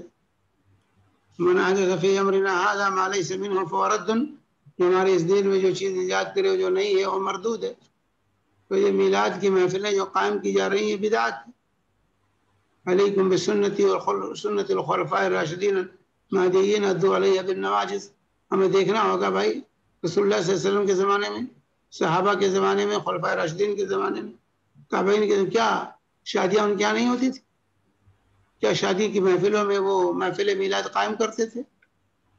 اگر ان کے یہاں ہیں تو فبہا نعمت، ہم بھی کرنے کے لیے تیار. اگر ان کے یہاں نہیں ہے تو وہ دین نہیں ہو سکتا. امام مالک رحمہ اللہ فرماتے ہیں کہ ان کے زمانے میں جو چیز دین کی حیثیت سے نہیں جانی گئی، قیامت تک اسے دین نہیں کہا جا سکتا، وہ بے دینی ہے. تو اس طرح شادی کی محفلوں میں اس کے پہلے، کھانے سے پہلے، کھلانے سے پہلے، عقد سے پہلے محفل میلاد جو قائم کرتے ہیں، اور محفل میلاد کی جتنی بھی شکلیں آج دنیا میں رائج ہیں سب بدعت، سب بدعت ہیں، یہ بدعی چیزیں ہیں. اللہ کے رسول صلی اللہ علیہ وسلم نے اس کی کہیں تعلیم نہیں دی ہے. ہونا صحابہ، تابعین، ائمہ اربعہ رحمہ اللہ کا اس پر عمل ہے. نا کتب فقہ میں اٹھا کے دیکھ لیجیے کوئی فقہ کی کتاب، کوئی بھی فقہ، مذاہب اربعہ، حنفی، شافعی، مالکی، حنبلی، جس کا بہت حوالہ دیتے ہیں لوگ، مذاہب اربعہ کی کتابوں میں کئی محفل میلاد فقہ کی کتابوں میں کوئی باب ہے؟ باب المیلاد زکوٰۃ کا ہے، جو ہے نماز کا ہے، طہارت کا ہے، حج کا ہے، ہر چیز کا باب ملے گا آپ کو. کتاب الطہارہ، کتاب الصلاۃ، کتاب الزکوٰۃ، کتاب الحج، کتاب الصیام، یہ تمام ملے گا. کتاب البیع. لیکن کہیں کتاب المیلاد بھی ہے کسی بھی فقہ اربعہ کے یہاں، ائمہ اربعہ کی کتابوں میں؟ کہ یہ لوگ رسول اللہ سے محبت نہیں رکھتے تھے؟ تو یہ سب چیزیں من گڑت ہیں، اپنی طرف سے لوگوں نے ایجاد کر لی ہیں. ابھی کل ایک میں تقریر سن رہا تھا، وہ کہتا ہے میں ہندو ہونا، میں ہندو ہو جاؤں ہوں لیکن وہاں بھی نہیں ہوں. میں ہندو ہونا مجھے گوارا ہے لیکن وہاں بھی ہونا گوارا نہیں ہے. بہت بڑا جبو دستار والا تقریر کرتا ہو، اس پر سبحان اللہ سبحان اللہ، پیسوں کی بارش ہو رہی، اس پر نوٹ برسائے جا رہے ہیں اس کفریہ کلمے پر کہ میں ہندو ہو سکتا ہوں لیکن وہاں بھی نہیں ہو سکتا. اندازہ لگائیے اب ایسے لوگوں کو کہ دین کا کی حیثیت کیا ہے، وہ کون سے دین کو مان رہے ہیں.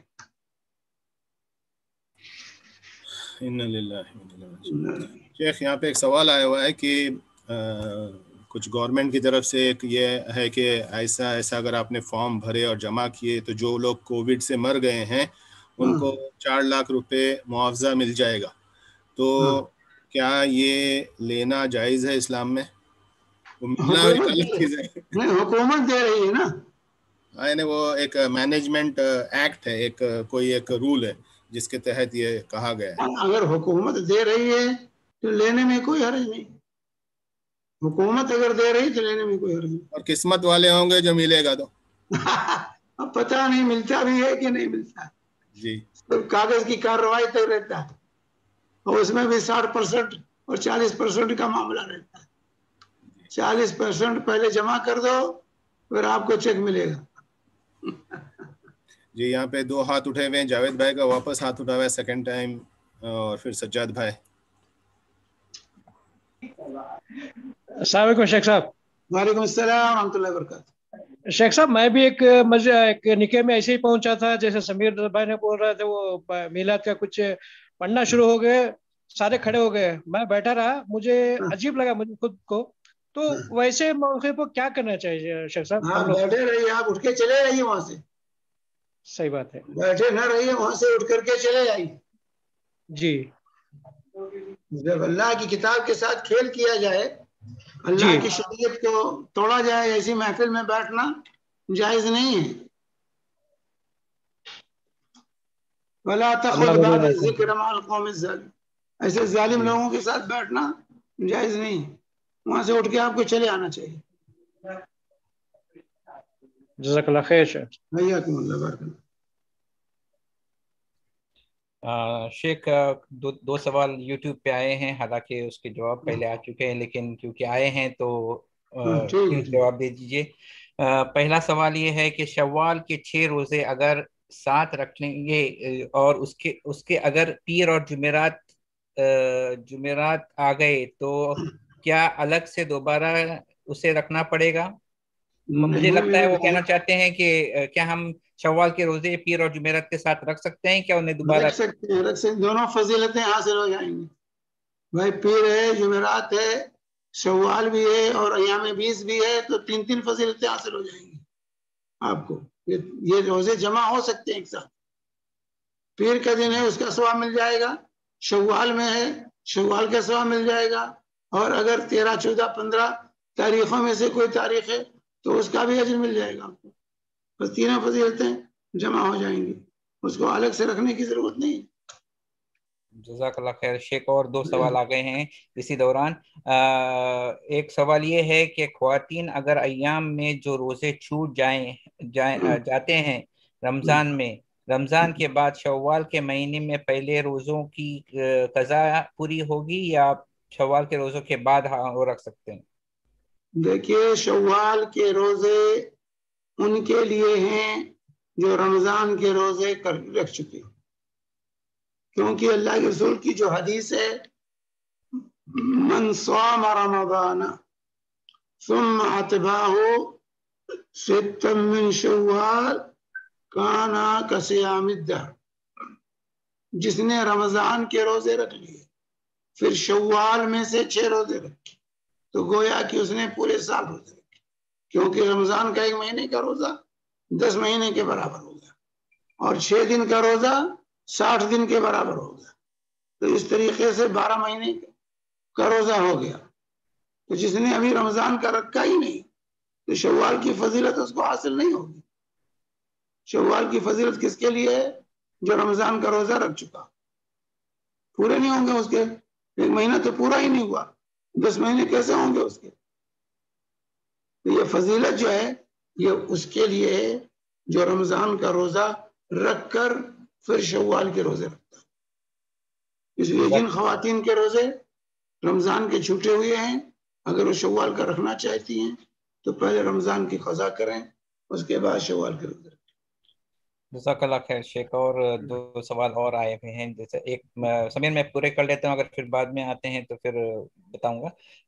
ایک سوال یہ ہے کہ میرا گھر مسجد کے قریب ہے، بلکہ انہوں نے کہا ہے میرا گھر مسجد سے لگا ہوا ہے، اذان خطبہ نماز سب کی آواز آتی ہے. لاک ڈاؤن کی وجہ سے کیا میں گھر میں جماعت بنا سکتے ہیں؟ تو گھر تو مسجد کا حصہ نہیں ہے نا. نہیں، گھر سے لگا ہوا ہے. مسجد سے لگا ہوا ہے لیکن گھر مسجد سے لگا ہوا ہے، اذان خطبہ نماز سب کی آواز آتی ہے. آواز آتی ہے، سب دکھائی دیتی ہے. خیر انہوں نے کچھ یہ نہیں لکھا ہے اس میں. انہوں نے کہا کیا لاک ڈاؤن کی وجہ سے میں گھر میں جماعت بنا سکتا ہوں؟ دیکھیے، امام کی مطابعت کے لیے یہ ہے یا تو مسجد کے دائرے میں ہوں، مسجد کے احاطے میں ہوں، سمجھے، یا مسجد کے باہر ہوں لیکن صفوں کا تسلسل ہو، صفوں کا تسلسل قائم ہو اور اگلی صفیں آپ کو دکھائی دے رہی ہوں، صفیں آپ کو دکھائی دے رہی ہوں، تاکہ آواز نہ پہنچے تو لوگوں کو دیکھ کر بھی آپ رکوع سجدہ کر سکتے ہو. صفوں کا تسلسل قائم ہونا چاہیے. تو یہاں نہ آپ صرف آواز آتی، آواز رک گئی تو کیا کریں گے آپ؟ بہتر یہ ہے کہ انہوں نے گھر میں جماعت اپنی نماز پڑھیں، اپنی نماز پڑھیں یا تو جا کے مسجد میں پڑھیں اگر مسجد میں مسجد میں جا کے پڑھیں. جی جزاک اللہ خیر. اور ایک سوال آیا ہوا ہے، کہنا بولتے انہوں نے ریکویسٹ کی کہ پلیز پوچھئے یہ سوال، کیا اللہ کے رسول صلی اللہ علیہ وسلم کے جو ماں باپ تھے وہ یہودی تھے؟ نہیں، کہتے ہیں رسول اللہ صلی اللہ علیہ وسلم کے ماں باپ یہودی نہیں تھے. رسول اللہ صلی اللہ علیہ وسلم کے ماں باپ دین قریش پر تھے، قریش کے دین پر تھے، اسلام پہ نہیں تھے. اسلام پہ نہیں تھے، نہ یہودی تھے نہ عیسائی تھے. جو مشرکین کا دین تھا اسی دین پر آپ کے والدین بھی تھے. جی مشرکین مکہ کا جو دین تھا اسی دین پر تھے. جی. اور مجھے لگتا ہے وہ پوچھنا یہ بھی چاہتے ہوں گے کہ کیا وہ جنت میں ہیں گے، یا ہو سکتا ہے ان کا یہ جنت و جہنم میں کوئی فہم نامنے کا. اللہ کے نبی صلی اللہ علیہ وسلم کی جو حدیث ہے صحیح مسلم کی روایت ہے کہ اللہ کے نبی صلی اللہ علیہ وسلم جب اپنی ماں کی قبر کی زیارت کرنی چاہیے تو کہتے ہیں استاذنت ربی ان ازور قبر امی فاذن لی یا فاذن لی، میں نے اپنے رب سے اپنی ماں کی قبر کی زیارت کی اجازت طلب کی تو اللہ تعالیٰ نے اسے اجازت دے دی. سمجھے؟ واستاذنت ربی ان استغفر لأمی فلم یأذن لی، اور میں نے اللہ سے اپنی ماں کے لیے دعائے مغفرت کی اجازت طلب کی تو اللہ تعالیٰ نے مجھے اپنی ماں کے لیے دعائے مغفرت کرنے کی اجازت نہیں دی. اس سے مسلم کی حدیث ہے، ادھر ادھر کی نہیں ہے. اللہ نے اجازت کیوں نہیں دی؟ اپنے نبی کو، نبی دعا کر رہا ہے، اپنے ماں کے لیے مغفرت کی دعا کرنے کی اجازت طلب کر رہا ہے، لیکن اللہ تعالیٰ اجازت نہیں دے رہا. ما كان النبي والذين آمنوا ان يستغفروا للمشركين ولو كانوا اولي قربى، کہ نہ نبی کے لیے جائز ہے نہ کسی مسلمان کے لیے کہ وہ مشرکین کے لیے مغفرت کی دعا کرے اگر وہ جو ہے قرابت دار ہی کیوں نہ ہو. تو اللہ تعالیٰ نے اجازت نہیں دی دعائیں مغفرت کرنے کی ماں کے حق میں. اسی طرح والد کے بارے میں بھی صحیح مسلم کی حدیث ہے. اللہ کے نبی صلی اللہ علیہ وسلم کے پاس ایک صحابی آئے، انہوں نے پوچھا این ابی، میرا باپ کہاں ہے؟ تو باپ چونکہ کفر میں مرا تھا، کہا ابا کا فی النار، تیرا باپ جہنم میں. فی النار کہا. تو بہرحال ایک بیٹا اپنے باپ کے بارے میں یہ سنے گا تو تکلیف ہوگی. اللہ کے نبی صلی اللہ علیہ وسلم نے پھر ان کو واپس بلایا، کہا ان ابی و ابا کا فی النار، سنو پریشان نہ ہو، میرا باپ تیرا باپ دونوں جہنم میں. اسے مسلم کی حدیث میں اللہ کے نبی خود فرما رہے ہیں. جزاک اللہ خیر. شیخ سمیر ناصر صاحب کا ہاتھ اٹھا ہوا ہے اور کچھ سوال آئے ہوئے ہیں زوم پہ، آپ لے لیں پلیز. جی ایک سوال یہاں پہ یہ آیا ہوا ہے شیخ کہ ہم لوگ سالگرہ کی مٹھائی اگر ہمیں کوئی زبردستی اور بنا بتائے کھلا دے تو کیا کھا سکتے ہیں؟ بھائی بنا بتائے نہیں پتا ہے تو کھائیے. بلا بتائے کہہ رہے ہیں، نہیں پتا ہے تو کیا کریں گے؟ جی، اور اگر بنا بتائے ہے تو پھر وہ سالگرہ کی کیسی ہوگی؟ جی ڈاکٹر صاحب آپ کا ہاتھ اٹھا ہوا ہے، آپ سوال کر سکتے ہیں. یہاں ایک اور سوال آیا ہوا ہے، میں ڈاکٹر صاحب کے بعد سوال پوچھتا ہوں. جی نصیر بھائی. السلام علیکم ورحمۃ اللہ وبرکاتہ. وعلیکم السلام ورحمۃ اللہ وبرکاتہ. جی مولانا دوسرا سوال ہے کہ آج کل کے دور میں جو مسجدیں کھلی تو 10 منٹ ہے کھول رہے ہیں، جیسا ہم آفس سے یا کہیں راستے سے چلے جاتے ہیں، کبھی روز وضو ٹوٹ جاتا ہے تو وقت ایسا ہوتا ہے کہ مسجد کے سامنے رہتے ہیں اور وضو خانہ خالی نہیں ہوتا ہے، تو وضو کرے تک نماز، کہیں جا کے وضو کر کے آئے تک نماز ختم ہو جاتی. کیا ان حالت میں تیمم کر سکتے ہیں؟ کوئی اجازت ہے؟ نہیں تیمم نہیں کر سکتے، تیمم نہیں کر سکتے. آپ گھر جائیے، وضو کیجئے، نماز پڑھیے گھر میں. تو فرض ختم ہو جاتی جب تک ہماری جماعت چل رہی ہے. ہاں آپ کی جماعت چلی جائے گی، آپ گھر نیت میں پہ نماز پڑھیں. نیت پہ اجر ملے. دو بچوں کے ساتھ جماعت کر کے نماز پڑھ لیجیے. جزاک اللہ خیر. میں سمجھا تھا وضو تیمم کر کے پڑھ سکتے کچھ اجازت. نہیں تیمم کر کے نہیں پڑھ سکتے. جی شیخ یہاں پہ سوال آیا ہوا ہے وضو پر قدرت کے باوجود تیمم نہیں جائز ہے. وضو کر سکتے ہیں تو تیمم جائز نہیں. نیت پہ اجر تو ملے گا انشاءاللہ جماعت کا. ہاں آپ کو نیت کا اجر ملے گا انشاءاللہ. جزاک اللہ خیر. السلام علیکم.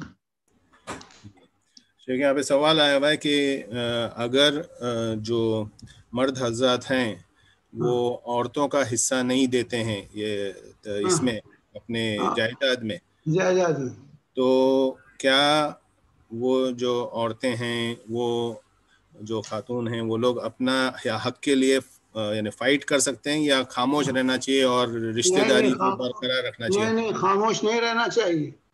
خاموش رہتے رہتے تو اس حد تک پہنچ گئے. خاموش رہنے کی وجہ سے اس حد تک کارروائی پہنچ گئی ہے کہ لوگ حصہ نہیں دے رہے.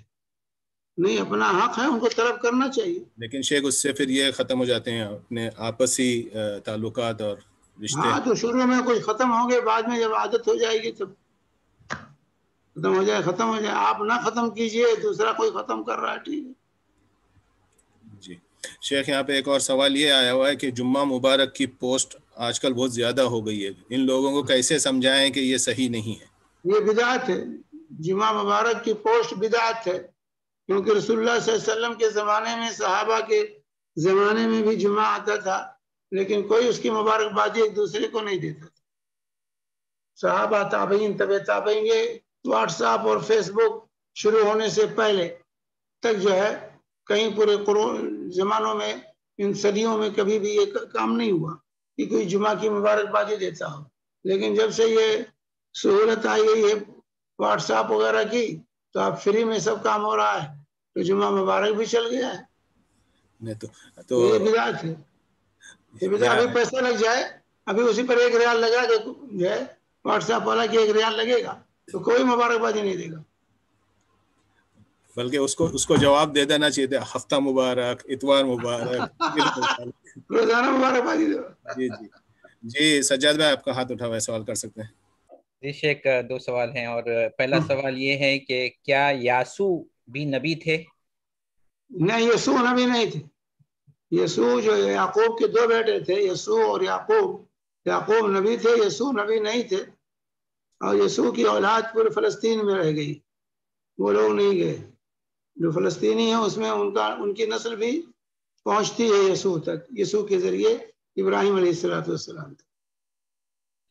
جزاک اللہ خیر شیخ. شیخ، ایک بھائی پوچھتے ہیں کہ میں اگر یہ جو سنت اور نفل روزے رکھتا ہوں، جس کی وجہ سے عصر تک میری حالت کبھی کبھی بہت کمزور ہو جاتا، مطلب تھکاوٹ ہو جاتی ہے، تو کیا میں عصر کی نماز مسجد میں جانے کے بدلے گھر میں پڑھ لوں گا تو چلے گا؟ کیا وہ نفل روزہ ہے لیکن نماز تو فرض ہے، لیکن میں فرض نماز پڑھوں گا، گھر میں پڑھوں گا تو چل جائے گا کہ مجھے مسجد میں ہی؟ کیا میں آج کل تو چل ہی جائے گا.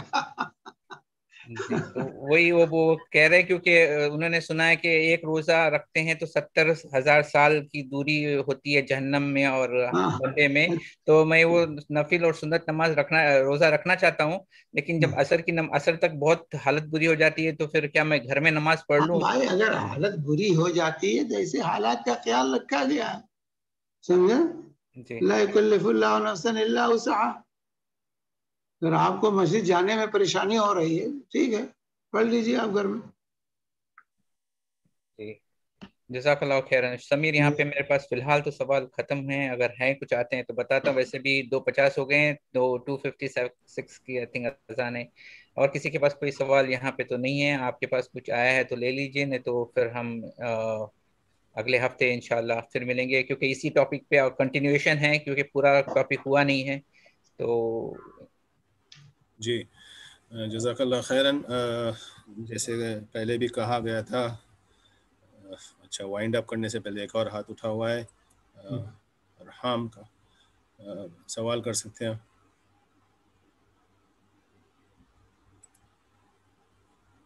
یہ جو ویڈیوز، یہ جو زوم پہ کلاس چل رہی ہے، تو اس کا آواز زور سے. مجھے یہ معلوم کرنا تھا کہ یہ جو ابھی کلاس چلی ہے تو یہ کیا یوٹیوب یا اس پہ اویلیبل ہوگی؟ اس کو اپلوڈ کریں گے؟ یہ ریکارڈڈ ہے؟ ہاں، درس جتنے ہوتے ہیں شیخ کے وہ سب اپلوڈڈ ہیں رائٹ فرام پچھلے کئی سالوں سے. تو شیخ یا تو آپ کو وہ haqqatar.org پہ مل جائیں گے، یا پھر خطیب المنبر پہ مل جائیں گے، یا پھر شیخ شمیم کا دوسرا ایک یہ ہے، پھر حسن راتھوڑ کی ایک سائٹ ہے. یہ 3-4 الگ الگ سائٹس پہ شیخ شمیم کے دروس ہیں. تو آپ کو پرانے جتنے بھی دروس ہیں سب ملیں گے. یہ جو سیریز ابھی چل رہا ہے یہ تو مل ہی جائے گا، یہ تو انشاءاللہ اپلوڈ ہو جاتا ہے، یوٹیوب پہ بھی ہو جاتا ہے، اور وہ حق قطر کا جو سائٹ ہے جو دیا جاتا ہے اس پہ آپ /درس کریں گے تو آپ کو سب دروس ملیں گے انشاءاللہ. یہ جو لائیو درس چل رہے ہیں وہ ابھی تھوڑی دیر میں ہی آپ دیکھ سکتے ہیں. یہ پچھلے جو 1 سال سے 1.5 سال سے جو چل رہا ہے شیخ شمیم کے جو جمعہ کے درس ہیں وہ خطیب المنبر پہ تو ملیں گی اور حق قطر پہ بھی ملیں گی جیسے سمیر نے فرمایا. اس کے علاوہ شیخ نے کافی پہلے پرانے دروس کیے ہیں جیسے نماز نبوی ہے یا پھر عقیدے کے کافی دروس کیے ہوئے ہیں وہ بھی ہیں. تو اگر کسی کو اپنی نماز کی اصلاح کرنی ہو یا اس کے بارے میں جاننا ہو تو وہ دروس دیکھ سکتے ہیں, یا پھر عقیدے کے جو الگ الگ دروس ہیں وہ دیکھ سکتے ہیں. کافی ذخیرہ ہے انشاءاللہ. تو جیسے کہا گیا تھا کہ انشاءاللہ یہ جو دروس ہے یہ ہر جمعہ کے دن ہوتے ہیں 1:15 بجے مکہ اور قطر کے ٹائمنگ کے حساب سے, اور اس کے علاوہ شیخ کے جو دوسرے دروس ہوتے ہیں وہ ہفتے کے دن عشاء بعد, یعنی ابھی آج کل 8:15 سے 8:30 کیا گیا ہے, کل سے 8:30 بجے ہوگا.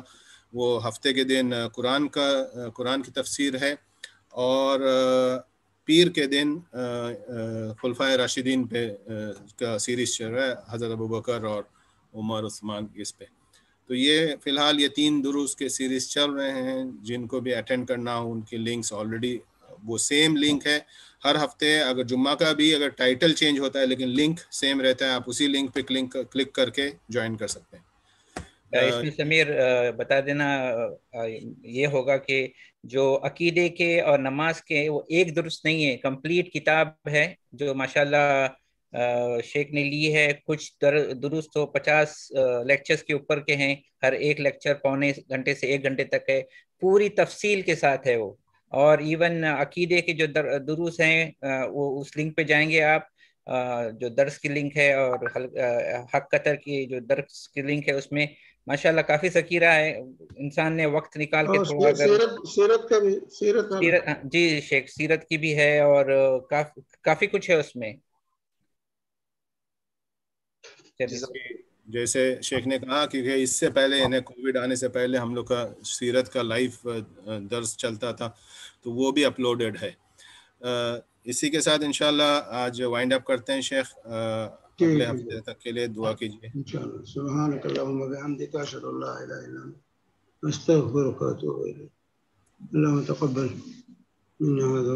جزاکم اللہ خیرا و بارک اللہ فیک. جزاک اللہ.